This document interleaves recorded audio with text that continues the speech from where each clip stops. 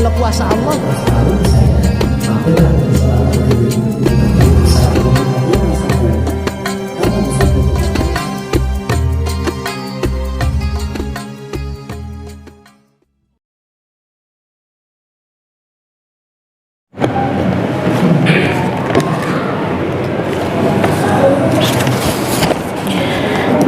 Bismillahirrahmanirrahim. Assalamualaikum warahmatullahi wabarakatuh. Innal hamdalillah nahmaduhu wa nasta'inuhu wa nastaghfiruh wa na'udzu billahi min shururi anfusina wa min sayyiati a'malina. Man yahdihillahu fala mudilla lahu wa man yudlil fala hadiyalah. Ashhadu an la ilaha illallah wahdahu la syarika lah wa ashhadu anna Muhammadan abduhu wa rasuluh la nabiyya wa la rasula amma ba'du. Alhamdulillah, segala puji dan syukur kita panjatkan kehadirat Allah Subhanahu wa taala. Salawat dan salam kita sampaikan kepada junjungan Nabi kita Muhammad sallallahu alaihi wasallam.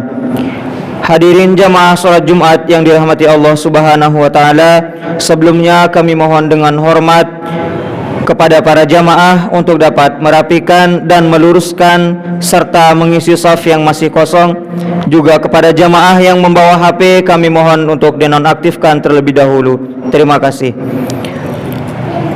Pelaksanaan sholat Jumat pada hari ini tanggal 28 Rajab 1445 Hijriah bertepatan dengan tanggal 9 Februari 2024 Masehi. Waktu sholat Jumat pada hari ini jam 12.11 menit. Khatib dan imam insyaallah Ustadz Ade Permana SPDI, sedangkan muazin Santri Zahwan. Kami umumkan laporan keuangan Masjid Nurul Muttaqin saldo awal sampai dengan tanggal 2 Februari 2024 40.102.400 rupiah.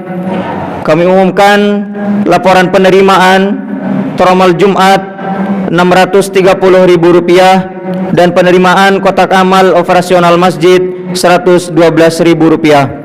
Total penerimaan 742.000 rupiah.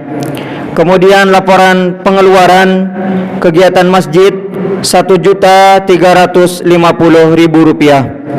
Saldo akhir sampai dengan tanggal 9 Februari 2024 39.494.400 rupiah.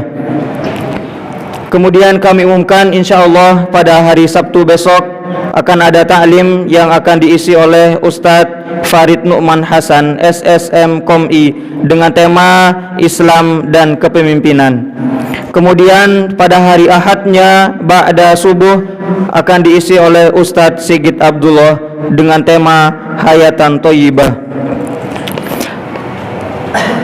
Mungkin hanya ini pengumuman yang bisa kami sampaikan. Kami mengucapkan terima kasih atas segala keikhlasan jamaah dalam berinfak dan beramal jariah.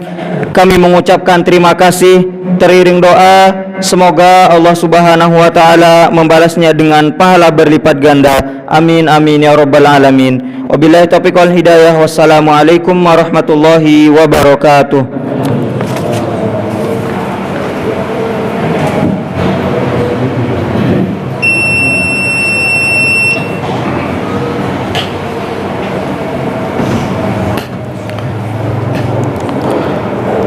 Assalamualaikum warahmatullahi wabarakatuh.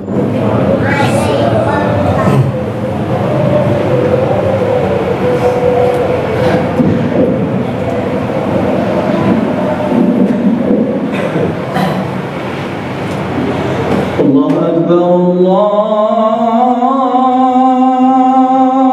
Akbar. Allahu Akbar,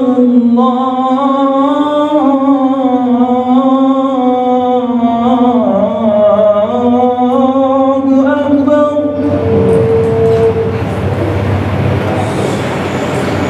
Asyhadu an la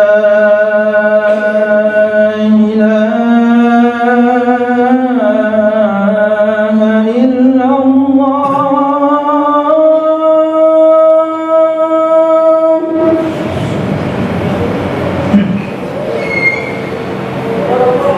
أشهد أن لا إله إلا الله.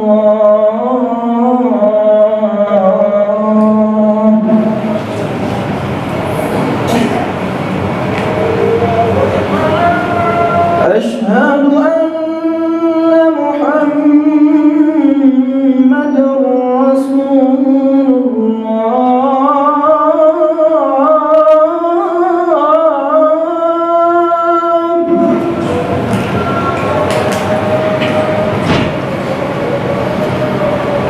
أشهد أن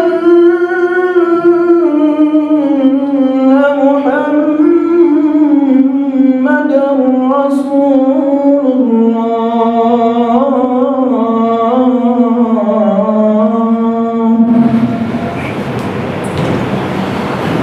حي على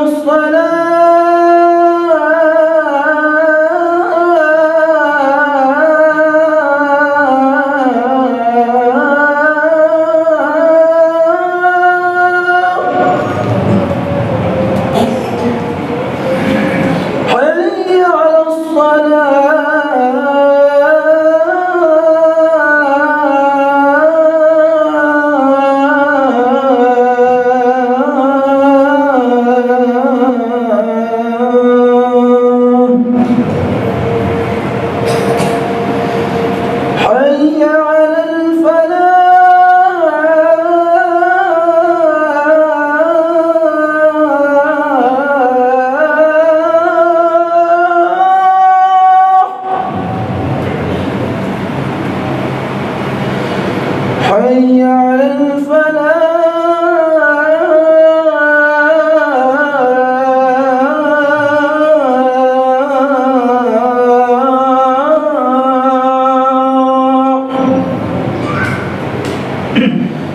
الله أكبر الله أكبر. لا إله إلا الله.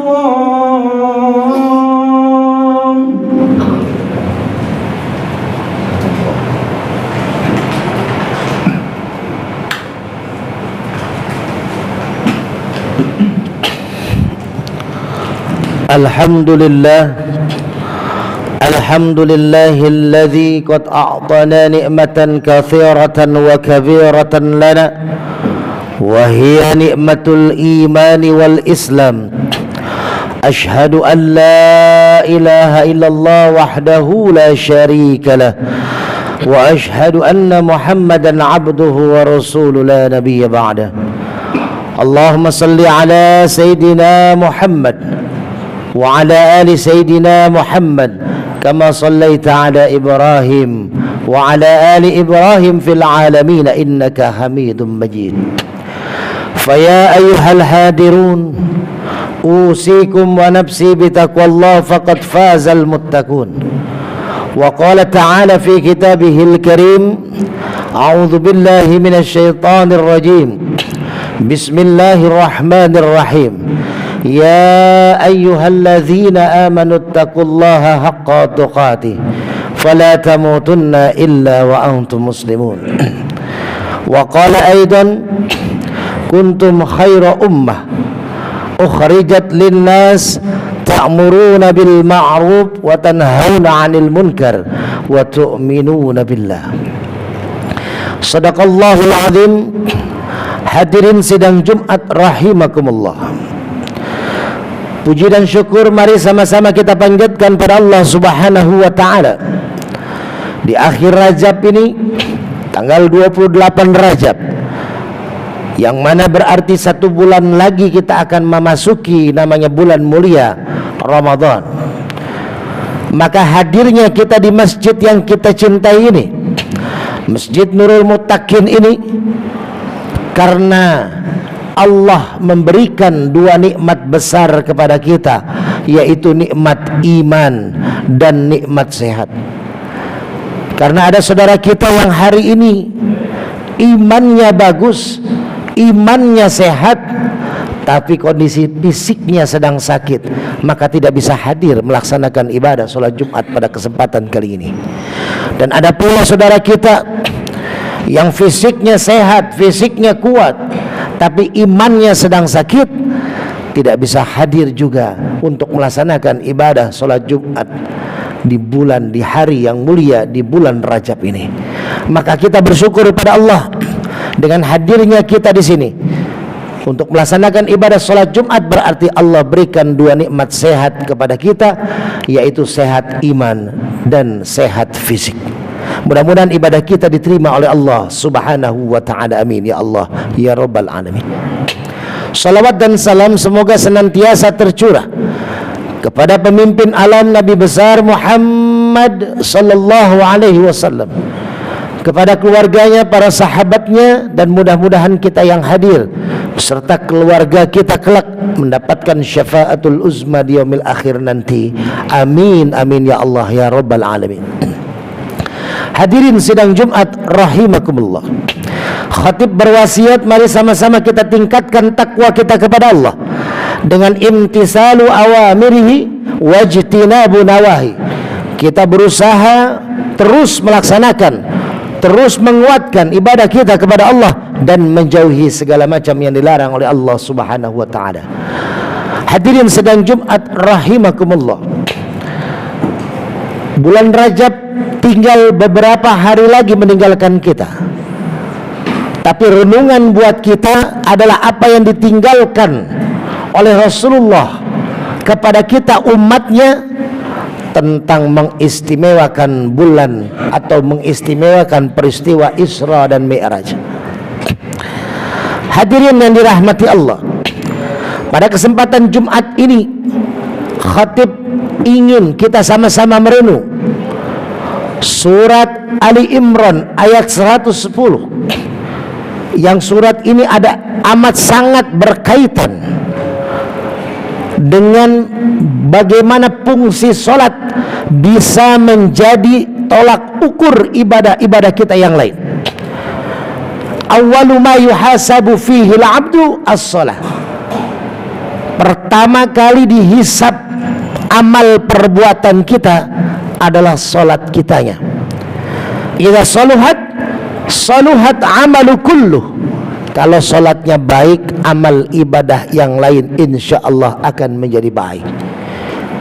Wa idza fasadat amalu kulluh.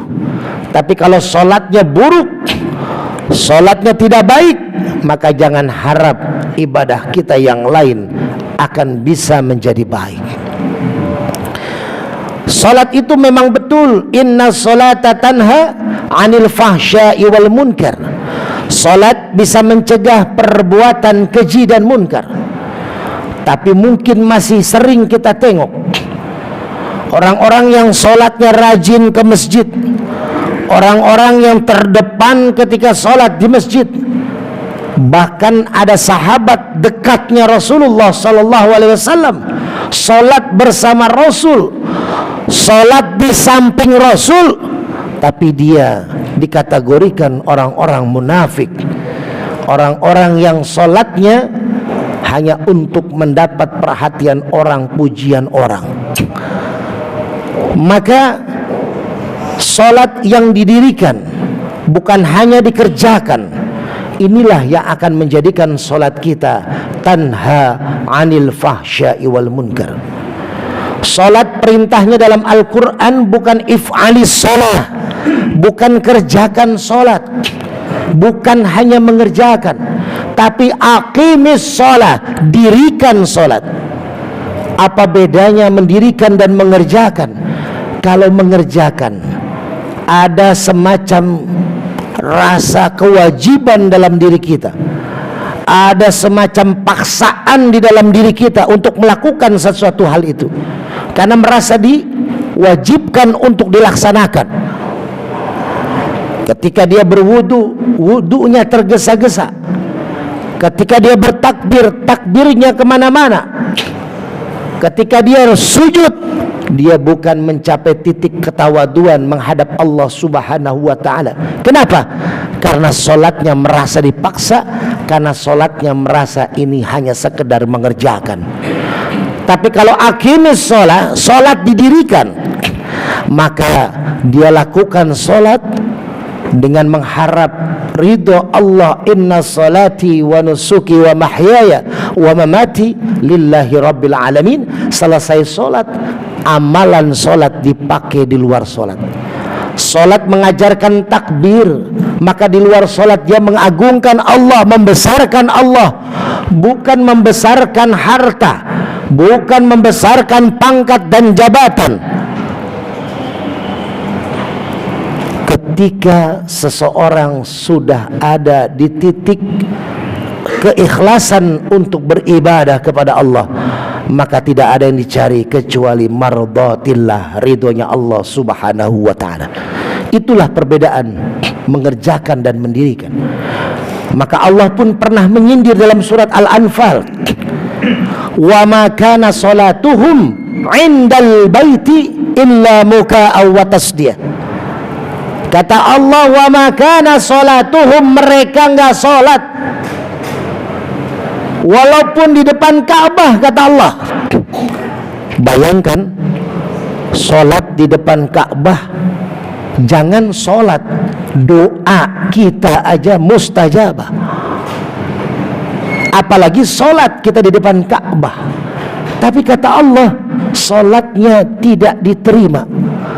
Mereka tidak sedang solat walaupun di depan Ka'bah, kata Allah, illa muka'a wa tasdiyah, mereka hanya bertepuk dan bersiul.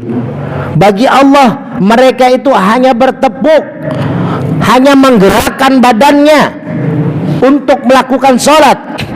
Mereka bersiul, hanya membaca bacaan solat dalam solatnya, tapi tidak ada makna solat, yaitu yang ketiga.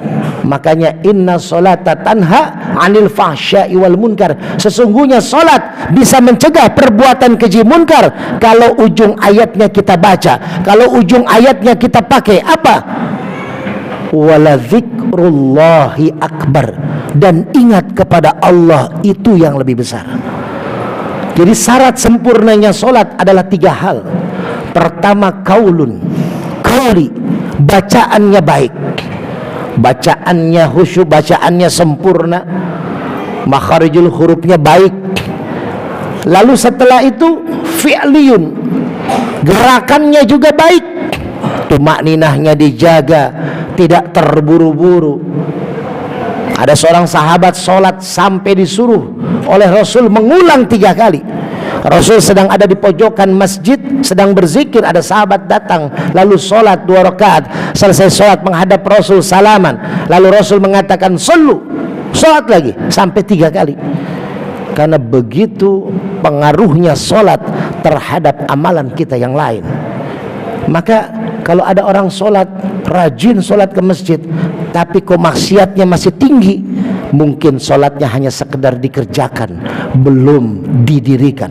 Dan sholatnya hanya sekedar qaulun wa fi'lun, karena ada syarat yang ketiga yang lebih utama, wala zikrullahi akbar, yaitu qalbun. Syarat yang ketiga sholat kalau mau sempurna dan terima adalah dengan cara hati kita, pikiran kita hanya untuk Allah, hanya beribadah kepada Allah. Salat kita bukan untuk jabatan, salat kita bukan untuk kekayaan, salat kita bukan untuk pujian, tapi salat adalah pengakuan kita sebagai hamba kepada Allah.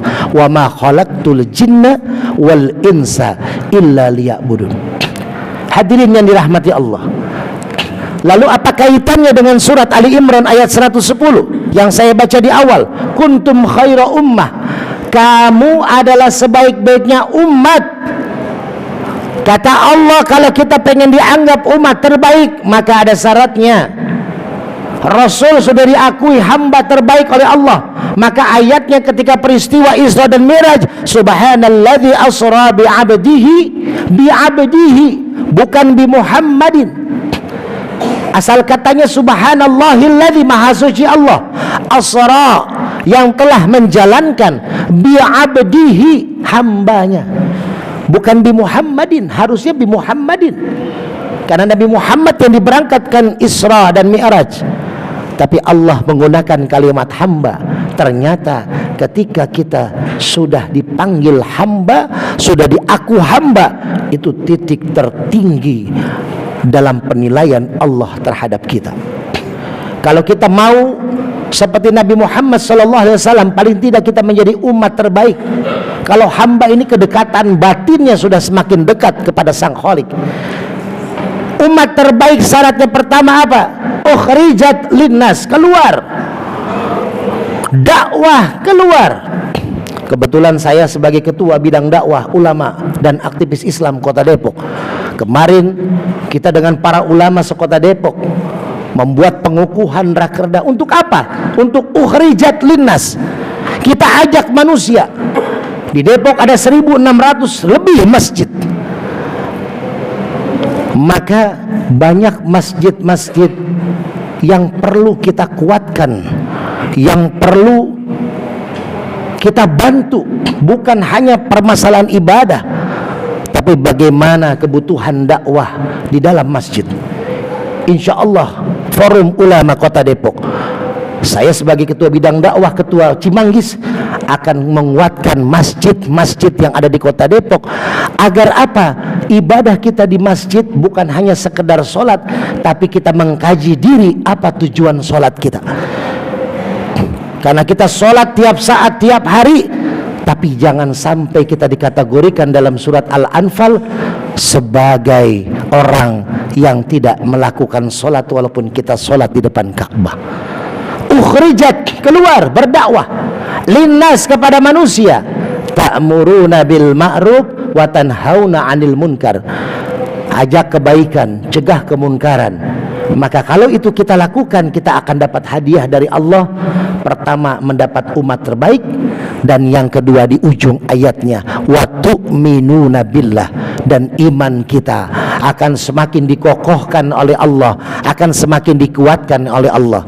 Maka orang-orang yang sholat, lalu orang-orang yang terus keluar bersilaturahim dengan orang, yang dia mengajak kebaikan, mencegah kemunkaran, maka dia akan mendapatkan hakikat daripada sholat.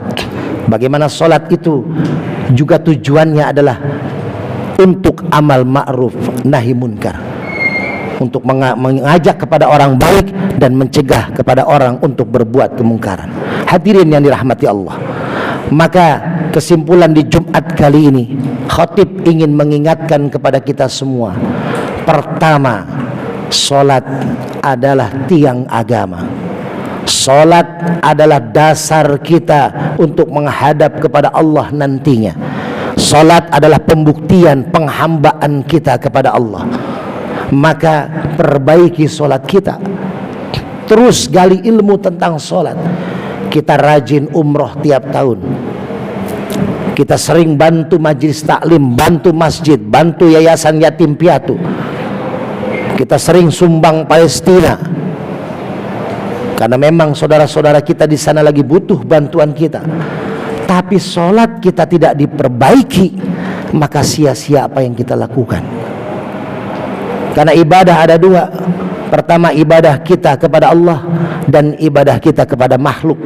Artinya bukan kita tunduk kepada makhluk, tapi bersosial tinggi kepada makhluk. Ketika bapak-bapak hadirin punya rezeki, masukin uangnya ke Masjid Nurul Muttaqin, dipakailah uang ini buat kegiatan dakwah, beli karpet, beli mic, buat kegiatan ibadah, maka uang itu akan terus mengalir kepada kita. Itu adalah ibadah yang berhubungan dengan manusia.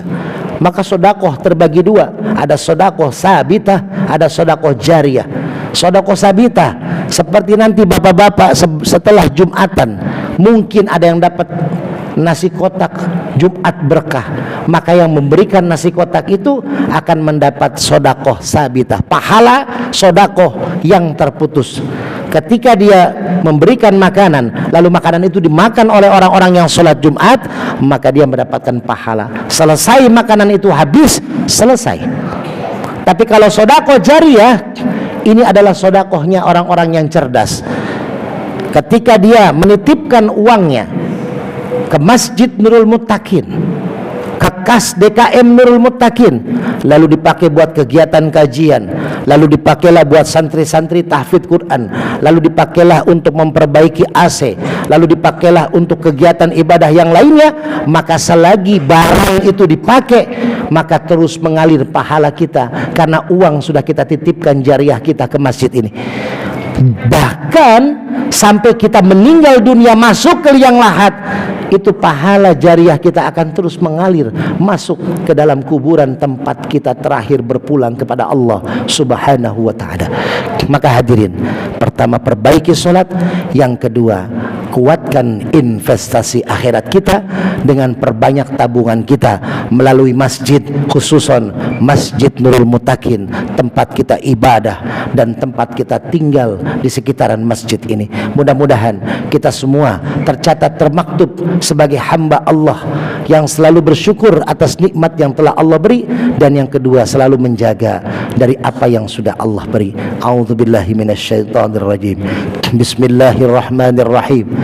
Wal 'asri innal insana lafi khusrin illa alladzina amanu wa 'amilus salihat wa tawasaw bil haqq wa tawasaw bis sabr. Barakallahu li wa lakum fil Qur'anil 'azim wa nafa'ani wa iyyakum bima fihi minal ayati wa dzikril hakim wa taqabbalallahu minni wa minkum tilawatahu innahu huwas samiul 'alim.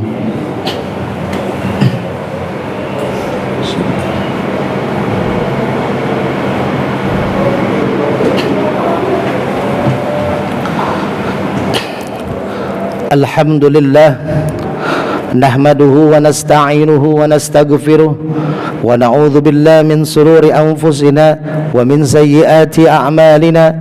Man yahdihillahu fala mudilla lahu wa man yudlil fala hadiya lahu. Ashhadu an la ilaha illallah wahdahu la syarika lahu wa ashhadu anna Muhammadan 'abduhu wa rasuluhu la nabiyya ba'dahu. Faya ayyuhal hadirun, أوصيكم ونفسي بتقوى الله فقد فاز المتقون. وقال تعالى في كتابه العزيز: أعوذ بالله من الشيطان الرجيم. بسم الله الرحمن الرحيم. يا أيها الذين آمنوا اتقوا الله حق تقاته فلا تموتن إلا وأنتم مسلمون. وقال أيضا: إن الله وملائكته يصلون على النبي يا أيها الذين آمنوا صلوا عليه وسلموا تسليما. اللهم صل على سيدنا محمد وعلى آل سيدنا محمد كما صليت على إبراهيم وعلى آل إبراهيم في العالمين إنك حميد مجيد. اللهم اغفر للمسلمين والمسلمات والمؤمنين والمؤمنات الأحياء منهم والأموات إنك مجيب دعوات ويا قاضي الحاجات. اللهم لك الحمد وإليك المشتكى وأنت المستعان ولا حول ولا قوة إلا بالله العلي العظيم. ربنا آتنا في الدنيا حسنة وفي الآخرة حسنة وقنا عذاب النار. عباد الله، إن الله يأمر بالعدل والإحسان وإيتاء ذي القربى وينهى عن الفحشاء والمنكر والبغي يعظكم لعلكم تذكرون. فلذكر الله أكبر. أقم الصلاة.